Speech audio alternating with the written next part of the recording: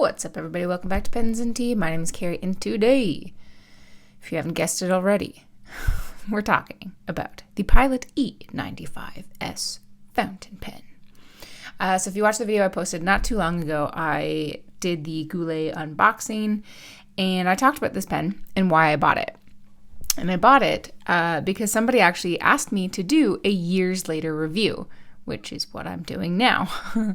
But I told them I didn't have the pen anymore. I sold it, which was true. I actually sold it 4 years ago? 3 or 4. It was before the pandemic. That's all I remember. Life before, life after. And it was before. And ever since I had that DM on Instagram, I could not stop thinking about this pen. So I bought it again. This is a pocket pen. It's not technically labeled a pocket pen, I don't think, but it basically is. I mean, it's teeny tiny. It's a teeny tiny wee baby. So definitely not large, but it's very classic looking. I got the burgundy and gold version, but there is a black and silver version if you don't like this combo, but I like it. And this is a sticker, by the way, that you can take off. I just like to leave it. And again, I don't know why. That's just my preference. So we'll start from the top and work the way down. If the camera will focus, maybe. Haha. All right, so pretty nondescript as far as the overall aesthetic goes, and I like that quite a bit. It's sort of gold pearlescent along here, very, very slick, very smooth, with just gold banding. Gold clip that just says Pilot. And I mean, almost all of this is its cap. You got the E for the E95S and a little bit more gold adornment, and then Pilot Japan. And then the body of the pen is this teeny weeny little burgundy piece with the letter M for medium, but you can peel it off. I believe in North America anyways, only fine and medium, but it could be different elsewhere. So you take off the cap and you pretty much have the exact same pen. But now you have an entire grip section, I guess, if you want to call it that. Body grip section that is the same burgundy color as the body here. You can grip it anywhere. People who do grip closer to the nib, you may not love this pen because there is nothing stopping you from like actually gripping to the nib. But I grip mine further back, so it's not an issue for me. This pen definitely is more comfortable posted. You just push it to post. It's pretty darn secure. Like you do have to put some force behind it to take the cap off. And then it does become a regular sized pen. And you get an inlaid nib here. So again, let me see if I can get my camera to focus in on that. 14 karat gold, Pilot medium, Japan.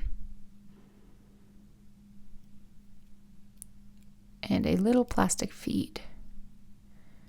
On the back, it almost looks like a hooded nib, but it's not. It is inlaid. And I mean, that's almost it. To take the little back off, you just screw it, unscrew it. And it does come with or at least mine did. I purchased this from Goulet Pens. So again, outside of North America, it may not. But it did come with a Pilot Con 40. And this is actually the only thing that I dislike about this pen is that you can't see your ink level because the cartridge or converter goes all the way in. And so like this is the piston knob up here. Like I don't know how much ink I have left.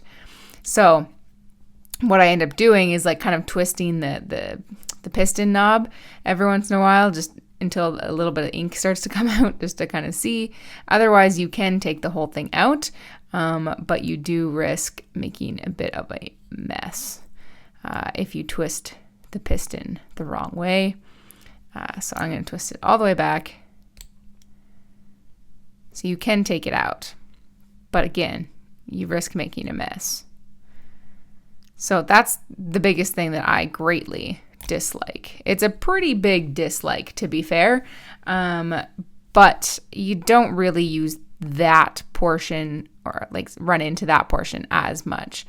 The only reason why I got ink on my finger there was because my finger touched the nib when I took it off. But other than that, it is a solid pen. I like it quite a bit.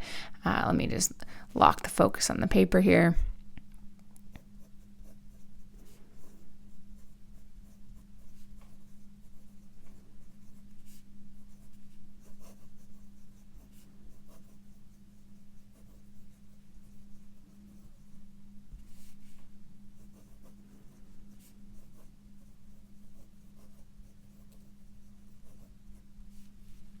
Of course, the regular old sentence. It's pretty darn wet for being small. The ink, in case you're wondering, is Ohrenklingner Deep Pine Forest. I'm not usually a green ink kind of gal, but let me zoom in here a little for you. But this is certainly... Why did it just do that? I got a new camera, so I'm figuring it out, you know what I mean? Like, let me see if I can zoom in a little bit. I want to try and keep the focus.